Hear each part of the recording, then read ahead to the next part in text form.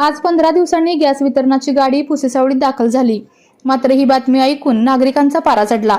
महिनोन्महिने प्रतीक्षा केल्यानंतरही फक्त एका गाडीवर अवलंबून राहावे लागत असल्याने महिलांसह सर्वसामान्य नागरिक संतप्त झाले आहेत.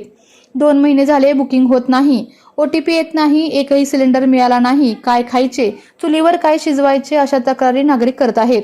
गॅसच्या प्रतीक्षेत अनेकांच्या घरात रोजची कामे ठप्प झाली आहेत. विशेषतः महिलांना सर्वाधिक त्रास सहन करावा लागत आहे.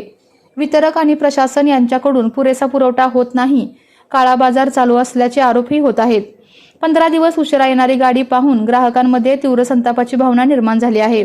राज्यात गॅसचा पुरेसा साठा असल्याचे शासन आणि प्रशासन सांगत असले तरी सध्या राज्यभर गॅस पुरवठ्यात अडचणी निर्माण झाल्या आहेत.